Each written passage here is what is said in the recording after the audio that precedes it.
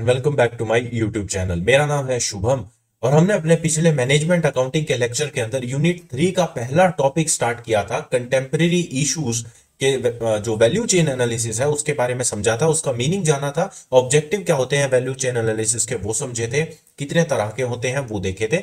तो बेसिकली दो टाइप्स के जो है वैल्यू चेन में इसको डिवाइड किया जाता है, विभाजित किया जाता है। एक होता है प्राइमरी एक्टिविटीज जो आपकी डायरेक्टली प्रोडक्शन से रिलेटेड होती हैं, और दूसरी होती हैं सपोर्ट एक्टिविटीज जो डायरेक्टली प्रोडक्शन में से रिलेटेड नहीं होती, लेकिन उनके बिना जो है प्रोडक्शन करना थोड़ा कठिन हो जाता है। आज हम उन्हीं प्राइमरी और सपोर्ट एक्टिविटीज को थोड़ा और डिटेल में थ्योरेटिकली समझने की कोशिश करेंगे, ताकि आपको जो है एक बेटर अंडरस्टैंडिंग हो सके कि प्राइमरी एक्टिविटीज होती क्या है, क्या करा जाता है उनके अंदर। सिमिलरली सपोर्ट एक्टिविटीज क्या होती हैं और उनमें क्या चीजें की जाती हैं। तो बिना किसी देर करे हम स्टार्ट करते हैं। प्राइमरी वैल्यू चेन एक्टिविटीज कौन सी होती हैं? तो सबसे पहले आते हैं इनबाउंड लॉजिस्टिक्स। तो जैसा मैंने आपको पहले लेक्चर के अंदर भी ये चीज बताई थी कि जहां देखो लॉजिस्टिक्स का मतलब क्या होता है, जब आप मूवर्स का इस्तेमाल करते हैं, बड़े ट्रक्स होते हैं या इस तरह की जो चीजें होती हैं जो एक जगह से दूसरी जगह सामान को मूव करने का काम करते हैं, तो उस चीज को बोला जाता है, उस प्रोसेस को बोला जाता है लॉजिस्टिक्स। जैसे आप देखते हैं कभी कभार पेट्रोल के ट्रक जा रहे होते हैं, पेट्रोल के टैंकर जिनको कहते हैं, तो उनका काम क्या होता है कि एक जगह से जो है दूसरी जगह पर पेट्रोल को जहां से वो एक्सट्रैक्ट किया गया है और जहां रिफाइन किया जाएगा वहां पर उनको पहुंचाना। सिमिलरली जहां पर रिफाइन किया गया है फिर वहां से जो है उनके डीलर्स तक वो चीज पहुंचाने। तो उनके बीच में जो बड़े बड़े ट्रक्स होते हैं जो ये काम करते हैं उस पेट्रोल को एक जगह से दूसरी जगह पहुंचाने का, उनको कहा जाता है लॉजिस्टिक्स। उस प्रोसेस को नाम दिया जाता है लॉजिस्टिक्स। तो वही कॉन्सेप्ट इसके अंदर भी है कि जब आपका रॉ मटेरियल जो है वो फैक्ट्रीज तक पहुंचता है, तो उनको पहुंचाने के लिए जो आप एक जगह से दूसरी जगह ट्रैवलिंग ट्रांसपोर्टेशन चार्जेस पे कर रहे हैं, तो वो क्या बन जाते हैं? आपके लॉजिस्टिक्स बन जाते हैं। और चूंकि रॉ मटेरियल हमारी फैक्ट्री के अंदर आ रहा है, तो जब कोई चीज अंदर आती है तो उसको बोला जाता है इनबाउंड। तो इनबाउंड लॉजिस्टिक्स वो खर्चे होते हैं सारे जो आप अपने फैक्ट्री के अंदर वो रॉ मटेरियल मंगाने के लिए पे करते हैं, उनको रखने के लिए पे करते हैं। जैसे वेयर हाउस हो गया, वो ट्रांसपोर्टेशन हो गया, फ्रेट इनवर्ड हो गया, तो ये सारे खर्चे कहां आ जाते हैं? आपके इनबाउंड लॉजिस्टिक्स में। यानी कि वो सभी खर्चे, वो सभी एक्टिविटीज जो आपने रॉ मटेरियल को अपनी फैक्ट्री तक पहुंचाने या प्रोडक्शन लाइन तक पहुंचाने के लिए किए हैं, या वो एक्टिविटीज जो प्रोडक्शन लाइन तक उस रॉ मटेरियल को लाने के लिए की गई हैं, उन सभी एक्टिविटीज को क्या नाम दिया जाएगा? Inbound logistics. तो आई होप आपको अभी ये चीज क्लियर हो गई है। फिर आते हैं ऑपरेशंस के ऊपर। ऑपरेशंस क्या होते हैं? देखिए ऑपरेशंस का यहां मतलब है प्रोडक्शन। क्योंकि अब आपका रॉ मटेरियल आपकी फैक्ट्री में आ चुका है, प्रोडक्शन लाइन पर आ चुका है, तो क्या आप अपने रॉ मटेरियल को वैसे ही रखेंगे जिस कंडीशन में वो आया है? आपका पर्पस क्या था रॉ मटेरियल मंगाने का? अब आप उस पर्पस को पूरा करेंगे जो कि है क्या? प्रोडक्शन करने का। तो आप रॉ मटेरियल को कहां डालेंगे? प्रोडक्शन लाइन के अंदर डालेंगे, मशीन्स के अंदर डालेंगे, लेबर्स के हाथ में पकड़ा देंगे, कुछ भी करेंगे जिससे वो जो आपका रॉ मटेरियल है वो क्या बन जाएगा? एक फिनिश्ड प्रोडक्ट बनकर तैयार हो जाएगा। तो असेंबलिंग होती है, जैसे कुछ पुर्जे हैं जो इधर उधर से आ रहे हैं। अब एक सिंगल पुर्जा किस काम का है? वो तो रॉ मटेरियल है, लेकिन जब वो सारे पुर्जे आपस के अंदर जुड़कर एक मोबाइल फोन या एक गाड़ी बना देंगे, वो गाड़ी क्या हो जाएगी? एक फाइनल प्रोडक्ट हो जाएगी। तो वही काम कहां किया जाता है? ऑपरेशंस के अंदर। Refers to the activities related to the conversion of raw material into finished product. तो रॉ मटेरियल को बदला जा रहा है किसके अंदर? फिनिश्ड गुड के अंदर। Example assembling, packaging, testing. तो असेंबलिंग की जाती है, पैक किया जाता है बनने के बाद, और उसको फिर टेस्ट किया जाता है। ये सारी एक्टिविटीज कहां आती हैं? ऑपरेशंस के अंदर।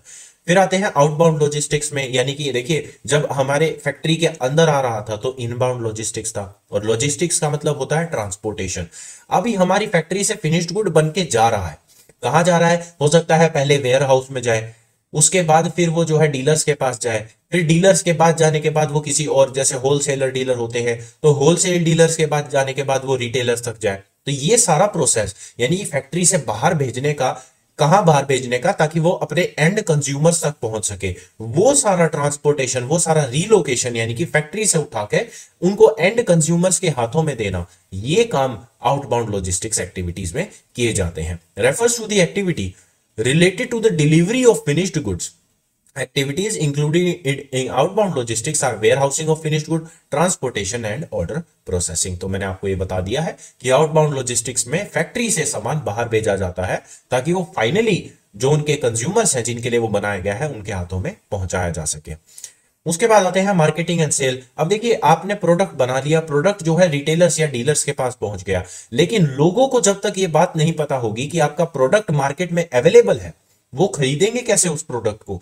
तो ये जानकारी, अवेयरनेस क्रिएट करना बहुत जरूरी है। और अपने प्रोडक्ट की अवेयरनेस करने का सबसे बेस्ट तरीका क्या है? मार्केटिंग करना, एडवर्टीजमेंट करना, है ना। तो वही चीज है, ये भी डायरेक्टली प्रोडक्शन से रिलेटेड सिर्फ इसीलिए है क्योंकि अगर आप अपने प्रोडक्ट की अवेयरनेस नहीं क्रिएट करेंगे, जब तक वो प्रोडक्ट बिकेगा नहीं, तब तक उसके प्रोडक्शन करने का कोई यूज नहीं है, कोई पर्पस नहीं है। आपने प्रोड्यूस किस लिए किया? ताकि आप उसको बेच सके, ताकि वो कंज्यूमर्स उसका फायदा उठा सके। अगर वो कंज्यूमर्स तक पहुंच ही नहीं रहा है तो आपके प्रोडक्शन प्रोसेस का फायदा क्या हुआ? इसीलिए मार्केटिंग एंड सेल्स जो है वो डायरेक्टली किससे रिलेटेड हो जाता है? आपका प्राइमरी एक्टिविटी या प्रोडक्शन से। Refers to the activity which helps in stimulating the public to purchase the product. Stimulating का मतलब क्या होता है? लोगों में ये भावना जताना या लोगों को ट्रिगर करना कि जाइए ये प्रोडक्ट जो है मार्केट में अवेलेबल है, आप यहां से उसको खरीद सकते हैं। फिर आती है सर्विसेज। अब जैसे आप कोई मोबाइल फोन ले आते हैं या आप कोई गाड़ी वगैरह खरीद लेते हैं या कोई एसी फ्रिज वगैरह कोई भी चीज खरीद लेते हैं, तो बात सिर्फ वहां खरीदने पे खत्म नहीं होती है। वो आपको 1-2 साल की वारंटी देते हैं, कोई 6 महीने की देता है, कोई 1 साल की देता है, कोई 2 साल की देता है। इन्वर्टर बैटरी के ऊपर 7-8 साल की जो है वारंटी वो होती है। तो वो चीज कहाँ जाती है? आपकी सर्विसेज के अंदर आ जाती है। क्योंकि जब तक देखिए एक परसेप्शन होती है कि लोग आपका प्रोडक्ट खरीदेंगे जब उनको ये लगेगा कि हाँ, प्रोडक्ट खरीदने के बाद अगर इसके अंदर कोई डिफेक्ट आ जाता है तो कंपनी उसकी एक सर्टेन डिग्री तक रिस्पॉन्सिबिलिटी लेने को तैयार है, वो अकाउंटेबल है। क्योंकि देखिए कई बार ऐसा होता है कि यूजर की गलती नहीं होती कि मोबाइल खराब हो गया है, कोई प्रोडक्ट जो है वो जो उसने खरीदा है, उसने अपना हार्ड अर्न मनी उसके अंदर इन्वेस्ट किया है, वो खराब हो जाए, बैटरी एक्सप्लोड कर जाए या वो चलना बंद हो जाए, तो इसके अंदर यूजर की गलती नहीं होती है। ये रिस्पॉन्सिबिलिटी किसकी बनती है? फिर कंपनी की बनती है। क्योंकि वहां पर देखिए बैटरी का जो है एक्सप्लोड कर जाना वो नुकसानदायक चीज है। सिमिलरली आपका मोबाइल फोन खराब हो जाए तो वो भी एक नुकसानदायक चीज है, आपके पैसे लगे हैं उसके ऊपर जो आपने बहुत मेहनत करके कमाए थे, वही चीज। तो वहां पर अगर कंपनी, अगर यूजर्स देखते हैं कि वहां पर कंपनी एक रिस्पॉन्सिबिलिटी ले रही है तो उनके एक गुडविल क्रिएट होती है। तो वही चीज है, refers to the activity which helps in providing service to the customer after sales for the enhancement or maintenance of the value of product, for example installation, training, repair, spare parts। तो इस तरह की जो services है, आप देखिए जैसे आप फ्लिपकार्ट, अमेजोन से एसी, टीवी, फ्रिज कुछ खरीदते हैं तो वो आपको 1-2 दिन डिलीवरी करने के 1-2 दिन के अंदर अंदर इंस्टॉलेशन वाले 2-3 मैकेनिक्स भेजते हैं आपके घर में। वो प्रॉपर जो है वहां पर इंस्टॉल करके जाते हैं, आपको समझा के जाते हैं इस चीज को कैसे यूज करना है। तो वो चीज है, वो भी कहाँ एक अच्छा इंप्रेशन डालती है कि हाँ लोग हैं वो कुछ जिम्मेवारी ले रहे हैं, कंपनी वगैरह जिम्मेवारी ले रही है, उनका काम सिर्फ प्रोडक्ट बेचने तक का नहीं है, उसको बाद में एस्टेब्लिश करके जाओ प्रॉपरली। कोई खराब आ जाए तो उसको डिस्प्यूट वगैरह हैंडल कीजिए। तो ये हो गई हमारी प्राइमरी एक्टिविटीज जो डायरेक्टली किससे रिलेटेड है? हमारे प्रोडक्ट से रिलेटेड है। इसके बाद आ जाते हैं हमारी सपोर्ट वैल्यू चेन एक्टिविटीज पे, यानी वो सारी एक्टिविटीज जो डायरेक्टली प्रोडक्शन से रिलेटेड या प्रोडक्ट से रिलेटेड नहीं है, बट बैकग्राउंड में उनके बिना प्रोडक्शन करना बहुत इंपॉसिबल हो जाता है। जैसे पहला है फर्म का इंफ्रास्ट्रक्चर। अब इंफ्रास्ट्रक्चर से कोई मतलब ये नहीं है कि उसकी बिल्डिंग कैसी है या वो कितना बड़ा है, वो सब इंफ्रास्ट्रक्चर में हर चीज आ जाती है।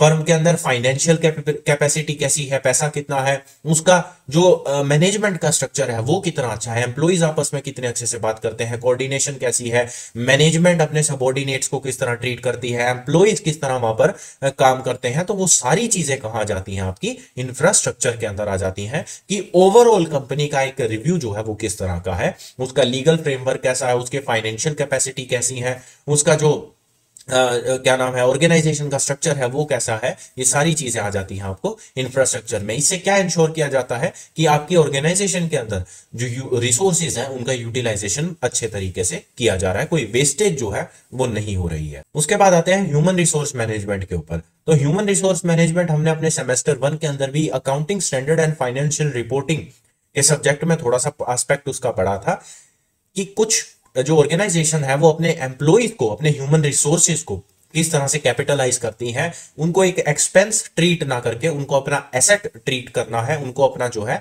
एक इकोनॉमिक, क्योंकि उनसे देखिए जब तक आपकी कंपनी में एम्प्लॉय नहीं होंगे तो काम कैसे होगा। मशीनरी खुद नहीं चलती है, कंप्यूटर्स खुद काम नहीं करते हैं, एक कंप्यूटर को ऑपरेट करने के लिए भी एक इंसान की जरूरत पड़ती है। सिमिलरली एक मशीन को ऑपरेट करने के लिए भी कहीं कहीं ज्यादा इंसानों की जरूरत पड़ती है। तो वही चीज है कि जब तक आपकी ऑर्गेनाइजेशन में ह्यूमन रिसोर्स का जो है एफिशिएंट यूटिलाइजेशन नहीं हो रहा होगा, तो वहां पर आपकी जो ओवरऑल प्रोडक्टिविटी है वो ज्यादा नेगेटिव होती रहेगी।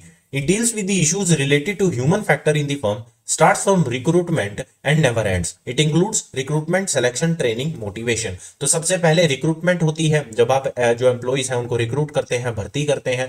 उसके बाद भर्ती करने के अंदर क्या करते हैं, जो बेस्ट हैं उनके अंदर से जो एप्लीकेशन जिन्होंने दी है उनको सेलेक्ट करते हैं। उसके बाद उनकी ट्रेनिंग करवाई जाती है। ट्रेनिंग करवाने के बाद उनको जो है जो आए दिन कुछ ना कुछ मोटिवेशन जो है उनमें शेयर की जाती है, ताकि उनकी जो प्रोडक्टिविटी है वो डिग्रेड ना हो जाए, वो डिक्रीज ना कर जाए।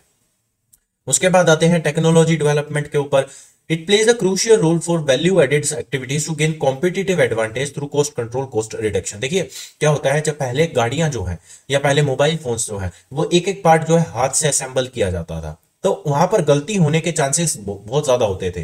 कोई पेज छूट गया, अब गाड़ी है उसके अंदर अगर मान लो एक पेज छूट गया तो हो सकता है वो इमीडिएटली इतनी बड़ी प्रॉब्लम क्रिएट ना करे, लेकिन कल को हाईवे पे हाई स्पीड में चल रही हो और किसी वजह से उस पेज जो है, उस पेज की वजह से कोई और जो है क्या नाम है उसका लिंक जो है वो डिक्रीज हो जाए या कुछ हो जाए, जिसकी वजह से गाड़ी जो है हाई स्पीड में चलने के वजह से ब्रेक डाउन कर जाए। तो इस तरह की घटना जो है, दुर्घटना को अवॉइड किया जाता है जब आप टेक्नोलॉजिकली अपने जो प्रोडक्शन प्रोसेस है उसको डेवलप कर लेते हैं। अब जैसे रोबोट्स का इस्तेमाल किया जाता है, एक एक चीज जो है प्रॉपरली ऑटोमेट की जाती है।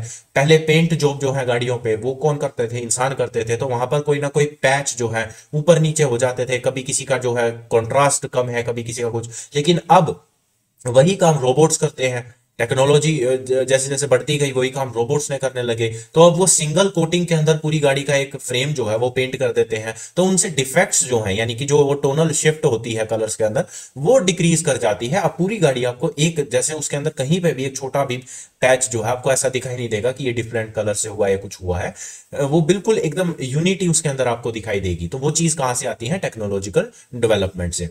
फिर आती है प्रोक्योरमेंट पे। प्रोक्योरमेंट का मतलब है यहाँ पर परचेज डिपार्टमेंट। जब तक आपकी कंपनी का परचेज डिपार्टमेंट अच्छे परचेज डिसीजंस नहीं ले पाएगा तो आप प्रोड्यूस नहीं कर पाएंगे। जैसे मशीनरी परचेज कौन सी करनी है, रॉ मटेरियल कौन सा इनपुट जो है वो चाहिए, लेबर कितनी चाहिए, ये सारी चीजें कौन देखता है, प्रोक्योरमेंट या परचेज डिपार्टमेंट।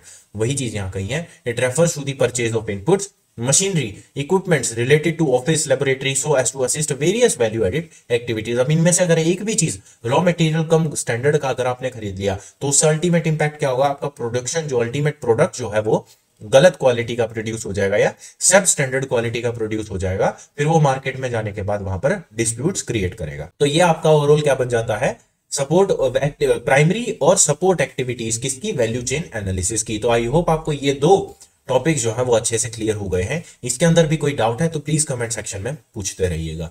आइए अब अपने अगले टॉपिक पे चलते हैं, process of value chain analysis.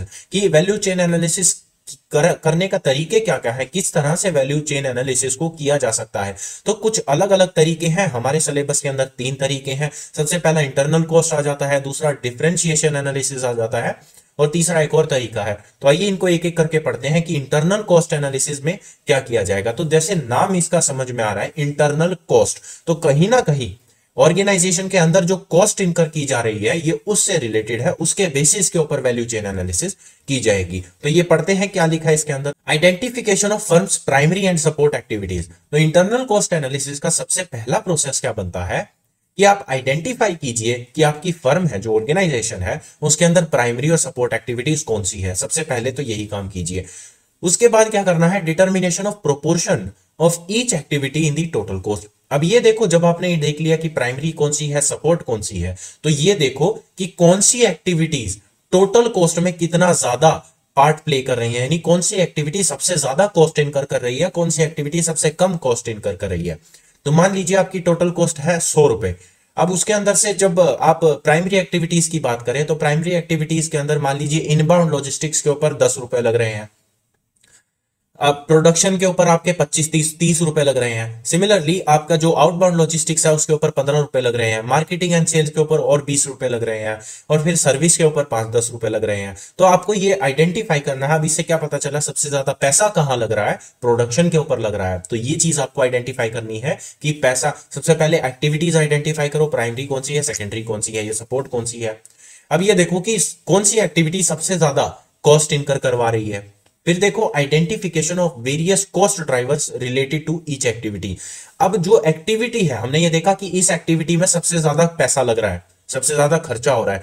अब ये देखो कि उस एक्टिविटी में ऐसी कौन सी चीज है जो ये खर्चा करवा रही है। जैसे प्रोडक्शन में अगर सबसे ज्यादा खर्चा लग रहा है, तो प्रोडक्शन में कौन से ऐसे एलिमेंट्स हैं प्रोडक्शन की एक्टिविटी में जो ये खर्चा करवा रहे हैं, कौन से हो सकते हैं? मशीनरी का तेल, डीजल, ऑयल, ये सब, उसकी मेंटेनेंस, डेप्रीशिएशन, सिमिलरली लेबर की वेजेस वगैरह, उनका वेलफेयर वगैरह। तो ये सारी चीजें आइडेंटिफाई करनी है। तो आप समझे, सबसे पहले एक्टिविटीज डिसाइड करो, प्राइमरी है, सपोर्ट है। फिर ये डिसाइड करो कि इनमें एक्टिविटीज में कौन सी एक्टिविटी है जो कॉस्ट को, टोटल कॉस्ट में सबसे ज्यादा पार्ट प्ले कर रही है, सबसे ज्यादा खर्चा करवा रही है। अब जो एक्टिविटी सबसे ज्यादा खर्चा करवा रही है उसके अंदर देखो कि कौन सा ऐसा एलिमेंट है जो ये खर्चा करवा रहा है।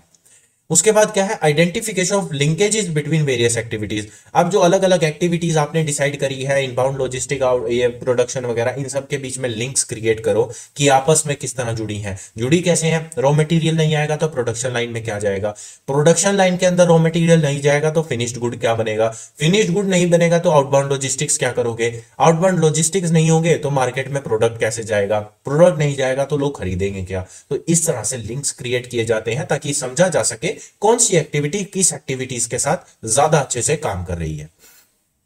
उसके बाद है assessment of opportunities for cost advantage. फिर ऐसी चीजें ढूंढो जहां से आपको जो है कॉस्ट रिड्यूस की जा सके, कॉस्ट कम की जा सके। ऐसी एक्टिविटीज ढूंढो, ऐसे एलिमेंट्स ढूंढो, ऐसे ड्राइवर्स ढूंढो जिनको जो है कम किया जा सकता है, बंद किया जा सकता है, जिनसे आपकी ओवरऑल कॉस्ट जो है वो मिनिमाइज हो जाए, रिड्यूस हो जाए। तो ये आपका क्या था? इंटरनल कॉस्ट एनालिसिस, यानी ऑर्गेनाइजेशन के अंदर जो कॉस्ट इनकर की जा रही है उसके बेसिस के ऊपर वैल्यू चेन एनालाइज करना है। वो चीज आपका क्या बन जाता है? Internal cost analysis. I hope आपको ये चीज भी अब क्लियर हो गई है। उसके बाद अगले स्टेप पे आते हैं, डिफरेंशिएशन एडवांटेज। देखिए डिफरेंशिएशन का क्या मतलब होता है। देखो अब आप मान लीजिए मार्केट में जाते हैं और आपके पास जो है दो ऑप्शंस हैं, या तो आप वन प्लस का कोई फोन ले लीजिए या सैमसंग का कोई फोन ले लीजिए। दोनों में ऑलमोस्ट फीचर सिमिलर मिल रहे हैं, लेकिन कहीं ना कहीं कोई एक ऐसा फीचर होगा जो या तो सैमसंग में बेटर होगा या वन प्लस में बेटर होगा। फॉर एग्जांपल वन प्लस का ऑक्सीजन ओएस बेटर है, on the other hand Samsung में आपको 108 मेगापिक्सल कैमरा मिल रहा है, 50x का जूम मिल रहा है, स्क्रीन उसकी वन ऑफ द बेस्ट है। ये सारे फीचर्स आपको सैमसंग में मिल रहे हैं। तो इस तरह से अगर आप कोई एक पर्टिकुलर फीचर अपने प्रोडक्ट में डालते हैं जो बाकी प्रोडक्ट से आपको अलग कर देता है, ऐसे फीचर को आप क्या बोलते हैं? Differentiation advantage. फॉर एग्जांपल आज के टाइम में ये चीज आपको अच्छे से पता है, किसी फोन में 64 मेगापिक्सल कैमरा है, किसी में 50 मेगापिक्सल कैमरा है, किसी में 108 मेगापिक्सल कैमरा है, किसी में ब्यूटी फिल्टर है, किसी में कुछ है, किसी में 120 हर्ट्ज की स्क्रीन है, किसी में ये प्रोसेसर है, किसी में वो प्रोसेसर है। तो अल्टीमेटली कहीं ना कहीं कंपटीशन इसी चीज पे हो रहा है कि कोई एक ऐसा फीचर जो बाकी कंपनियों से मुझे अलग बना दे, लोग उस फीचर के बेसिस पे मेरा प्रोडक्ट खरीद ले। ऐसे फीचर को क्या बोला जाता है? Differentiation advantage. कि मैं डिफरेंट अपने आप को कैसे बना सकता हूं, वही डिफरेंट चीज मेरे को क्या लेके देगी? एडवांटेज प्रोवाइड, यानी मुझे जो है एडवांटेज प्रोवाइड करेगी मार्केट के अंदर। तो ये क्या है? Identification of customers value creating activities. तो सबसे पहला काम इसके अंदर क्या करना है, ये देखो कि लोगों के बीच में किस चीज की ज्यादा डिमांड है। अगर लोगों को 108 मेगापिक्सल कैमरा चाहिए तो 108 मेगापिक्सल पकड़ाओ। अगर लोगों को 120 हर्ट्ज की एमोलेड स्क्रीन चाहिए तो 120 हर्ट्ज की एमोलेड स्क्रीन बनाना शुरू कर दो। अगर लोगों को जो है 5000 मिली एम्प पावर की बैटरी चाहिए तो 5000 मिली एम्प पावर की बैटरी दो। अगर लोगों को 33 वोट का फास्ट चार्ज चाहिए तो वो फास्ट चार्ज प्रोवाइड कराओ। लेकिन कोई ऐसा फीचर दो जिससे लोगों के मन में आपके प्रोडक्ट के लिए क्या जो है भावना प्रोड्यूस हो जाए कि आपका प्रोडक्ट बाकी प्रोडक्ट से ज्यादा अच्छे फीचर्स प्रोवाइड कर रहा है। मैं जो पैसे पे कर रहा हूं, चाहे 1000 2000 फालतू लग जाए, लेकिन जो मैं पैसे आपको फालतू भी दे रहा हूं, जो भी दे रहा हूं, मुझे उसमें जो फीचर्स हैं वो बाकी प्रोडक्ट से बेटर मिल रहे हैं। उसके बाद क्या है? Evaluation of differentiation strategies for improving customer value. तो ऐसी स्ट्रेटजीज ढूंढो जिससे जो है कस्टमर की वैल्यू इंप्रूव की जा सके। जैसे अच्छा कैमरा प्रोवाइड करो। अब सिर्फ 108 मेगापिक्सल कैमरा प्रोवाइड कर देने से कैमरा अच्छा नहीं हो जाता, ठीक है। उसके अंदर आपको सॉफ्टवेयर भी इस तरह का देना है कि वो 108 मेगापिक्सल को पूरी तरह यूटिलाइज कर सके, है ना। अब बहुत सारे फोन से आप सैमसंग देखो क्या होता है, 64 मेगापिक्सल कैमरा हर फोन में है, है ना। लेकिन फिर भी एक फोटो जो मैं 64 मेगापिक्सल से खींचूंगा, वही सेम फोटो अगर मैं एक 12 मेगापिक्सल के आईफोन से खरीदूंगा, तो कहीं ना कहीं डिटेल्स के मामले में भी, कलर्स के मामले में भी आईफोन की फोटो बेटर निकल के आती है। तो ऐसा क्यों होता है कि एक 12 मेगापिक्सल का कैमरा 64 मेगापिक्सल के कैमरे से ज्यादा अच्छी फोटो खींच रहा है? तो वो चीज भी करनी होती है कि आपका सॉफ्टवेयर यानी कि आपके जो और फीचर्स भी हैं वो उस फीचर को किस तरह कॉम्प्लीमेंट करते हैं, ये चीज भी आपको स्ट्रेटेजी बनानी पड़ती है। उसके बाद है identification of best differentiation strategy. अब आपने जब सारी डिफरेंशिएशन स्ट्रेटजी सोच ली कि या तो 108 मेगापिक्सल कैमरा दे दूं, या 120 हर्ट्ज की स्क्रीन दे दूं, या ये वाला प्रोसेसर दे दूं, या ये ज्यादा बैटरी दे दूं, या फास्ट चार्जर दे दूं, तो उनके अंदर से सबसे बेस्ट आप चूज करोगे। क्योंकि आपको भी तो, आपके पास भी इतना, देखो क्या होता है, आपके पास भी एक चीज होती है कि भाई बजट फोन बनाना है मेरे को लोगों के लिए, तो बजट फोन के मान लो 15,000 या 20,000 की मेरे पास लिमिट है कि 20,000 के अंदर अंदर मुझे जो है लोगों को फोन प्रोवाइड करना है। तो 20,000 में क्या बेस्ट पॉसिबल फीचर्स हैं वो मैं देने की कोशिश करूंगा। तो ये चीज थोड़ी प्रोड्यूसर के ऊपर भी डिपेंड करती है, उसकी भी लिमिट है। तो वो चीज यहां पर आपको उसके बेसिस के ऊपर जो बेस्ट लग रहा है कि बेस्ट फीचर्स यहां है, वो आप वहां पर प्रोवाइड कर दीजिए। ये आपकी कौन सी बन जाती है? Differentiation advantage analysis. अब आते हैं वर्टिकल लिंकेज एनालिसिस। तो इसके अंदर क्या करना है? इसके अंदर ये नहीं देखना कि कस्टमर को क्या चाहिए, इसके अंदर देखना है कि बाकी कंपनी, जो कंपनीज है जो मेरे कंपटीशन में है, जैसे सैमसंग है, रियलमी है, मान लो मैं सैमसंग हूं, अब मेरे कंपटीशन में कौन है? वन प्लस है, रियलमी है, शाओमी है, ओप्पो है, वीवो है, ये सारे कंपटीशन में है। मुझे ये देखना है कि ये लोग क्या प्रोवाइड कर रहे हैं। जो ये लोग प्रोवाइड कर रहे हैं, अब आप देखेंगे कि Xiaomi और Realme के जो फोन्स हैं वो बहुत ज्यादा आपस के अंदर कंपटीशन के अंदर रहते हैं। अगर वो 33 वॉट का चार्जर दे रहा है तो Realme 65 वॉट का चार्जर प्रोवाइड करेगा। अगर वो 90 हर्ट्ज की स्क्रीन प्रोवाइड कर रहा है तो वो 120 हर्ट्ज की स्क्रीन प्रोवाइड करेगा। अगर वो 5000 मिली एम्प पावर की बैटरी दे रहा है तो Realme 6000 मिली एम्प पावर की बैटरी देने की कोशिश करेगा। तो इस तरह से, यानी कि अब customer is not the king, customer की नहीं सोचनी, अब सोचनी किसकी है कि कंपटीशन क्या प्रोवाइड कर रही है। तो कंपटीशन को ध्यान में रखते हुए जब आप अपनी स्ट्रेटेजीज बनाते हैं, वैल्यू चेन एनालिसिस करते हैं, तो उसको बोलते हैं वर्टिकल लिंकेज एनालिसिस। तो identification of industries value chain. पहले देखो इंडस्ट्री में क्या चल रहा है, इंडस्ट्री वही होगी ना, एक मोबाइल इंडस्ट्री है, तो बाकी लोग, बाकी उसी इंडस्ट्री में बाकी कंपनियां क्या कर रही हैं। आइडेंटिफिकेशन ऑफ कॉस्ट ड्राइवर, ऐसे कॉस्ट ड्राइवर्स फिर से आइडेंटिफाई कर लो कि कौन सी चीज में कहां कॉस्ट कितनी लगनी है, फिर जो बेस्ट अपॉर्चुनिटी है उसको आप पिक कर लीजिए। तो इससे आपका जो प्रोडक्ट है वो आपका प्रोडक्ट बाकियों से बेटर भी हो सकता है, और आपका जो जो ओवरऑल आप जो कंज्यूमर्स की सेटिस्फैक्शन है वो भी प्रोवाइड कर सकते हैं। तो आई होप आपको प्रोसेस ऑफ वैल्यू चेन जो है तीनों समझ में आ गए। आपके सिलेबस के अंदर यही तीन है, इसके अलावा और नहीं है। अब देखते हैं कुछ एडवांटेजेस हैं, रिड्यूस कॉस्ट है। अब देखो जब आप इतनी सारी चीजें एनालाइज कर रहे हो अपनी ऑर्गेनाइजेशन के अंदर कि इंटरनल कॉस्ट कैसी है, कस्टमर्स को किस तरह की डिमांड है, इंडस्ट्री में किस तरह की चीजें चल रही हैं, तो कहीं ना कहीं से क्या फर्क पड़ता है, आपकी जो कॉस्ट है वो आप अच्छे से समझ पाते हैं। और जो जो जहां पे आपके मोस्ट रेवेन्यू पोर्शंस हैं उन पे तो आप ज्यादा कॉस्ट इनकर करेंगे क्योंकि वहां से ज्यादा पैसा जनरेट होता है। लेकिन ऐसी चीजें जहां पर आप, जहां की सिर्फ खर्चा ही खर्चा हो रहा है, वो प्रॉफिट जनरेट करके नहीं दे रही, ऐसी यूनिट्स, ऐसी एक्टिविटीज को आप वहां पर डिसकंटिन्यू करेंगे, तो वहां पे कहीं ना कहीं कॉस्ट एडवांटेज भी आपको मिल जाती है।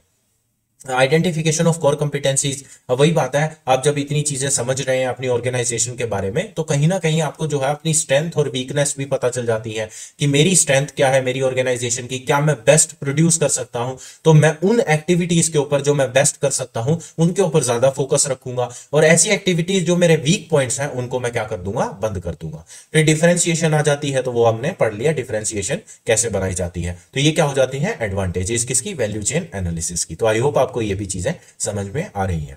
उसके बाद देखते हैं कुछ लिमिटेशंस हैं, क्या क्या है। Due to breaking of operations various segments there is a chance of losing firm's overall vision and strategy.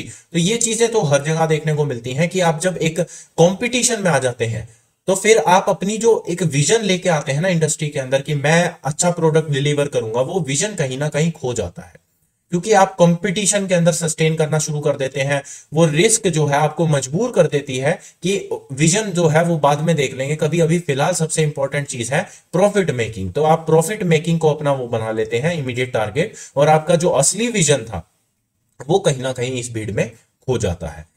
It's application is limited to manufacturing industries. अब देखिए हम शुरू से क्या बात कर रहे हैं, कोई प्रोडक्ट बनाने की, प्रोडक्ट प्रोडक्शन ऑपरेशंस, तो ये बात ऑब्वियस हो जाती है कि ये सर्विस इंडस्ट्रीज में अप्लाई नहीं करता। ये कहां अप्लाई करेगा, प्रोडक्शन या मैन्युफैक्चरिंग इंडस्ट्री में, जहां पे चीजें बनाई जा रही हैं, प्रोड्यूस की जा रही हैं, तो ये वहीं तक लिमिटेड है वैल्यू चेन एनालिसिस। ये आपकी सर्विस इंडस्ट्रीज है, जैसे जहां पर प्रोफेशनल कंसल्टेंसी सर्विस है, प्लम्बिंग है, लीगल है, इस तरह की जो सर्विसेज है, यहां पर ये एक्टिविटी, यहां पर ये एनालिसिस जो है करना थोड़ा मुश्किल हो जाता है। It is complex technique requiring hiring of experts. तो एक्सपर्ट्स नॉलेज यहां पर चाहिए, बहुत डीप स्टडी करनी पड़ती है, हर एक एस्पेक्ट, हर एक एक्टिविटीज को यहां पर बहुत अच्छे से पढ़ना पड़ेगा आपको। The concept of value is theoretical as well as vague. तो जो वैल्यू का कॉन्सेप्ट है वो एक तो सब्जेक्टिव है, किसी कंपनी के लिए किसी चीज की वैल्यू है, किसी दूसरी कंपनी के लिए किसी और चीज की वैल्यू है, तो आप वैल्यू शब्द को एक पर्टिकुलर ढंग से डिफाइन नहीं कर सकते डेफिनेट टर्म्स में, यानी कि एक निश्चित तौर के ऊपर आप बता नहीं सकते कि वैल्यू क्या है। किसी कंपनी के लिए कुछ और वैल्यू है, किसी कंपनी के लिए कुछ और वैल्यू चीज है, तो इस तरह से company to company, organisation to organisation ये चीजें डिफर करती हैं। तो आप एक पर्टिकुलर डेफिनेशन, एक निश्चित डेफिनेशन नहीं दे सकते वैल्यू की, इसलिए इसको बोला गया है कि ये थ्योरेटिकल है, सिर्फ किताबों में लिखी जाती हैं ये बातें, असल में इनको करना जरा मुश्किल हो जाता है। तो आपका वैल्यू चेन एनालिसिस भी यहां पर खत्म होता है। कोई डाउट है तो प्लीज कमेंट सेक्शन में मेंशन कर दीजिएगा। हम अपना अगला टॉपिक इसके बाद स्टार्ट कर देंगे, तो आने वाले लेक्चर्स को देखते रहिएगा। पिछले लेक्चर्स नहीं देखे तो वो भी देख लीजिएगा। तो मिलते हैं अपने अगले लेक्चर्स में, तब तक ध्यान रखिए, धन्यवाद।